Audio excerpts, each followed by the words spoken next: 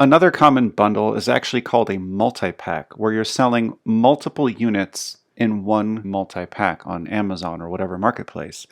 A good example of this would be this Bath and Body Works men's lotion. It's a 3-pack, but actually this 3-pack is really made up of 3 of these single unit products. In this case, this product is actually selling on Amazon as a standalone product, but it doesn't have to be. This could also be a raw material. But let's say this product is selling on Amazon and it has its own ASIN, its own SKU.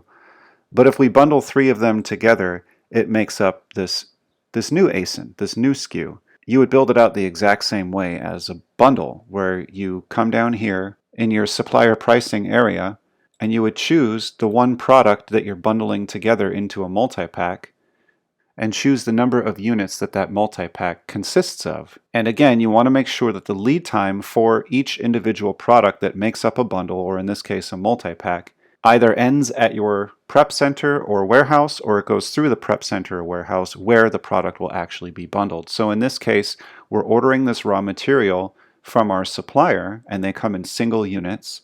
We're sending them to our warehouse or prep center where they're bundled together into the multi-pack. And from that point forward, we can send them to Amazon. Save your changes, and you've created your multi-pack.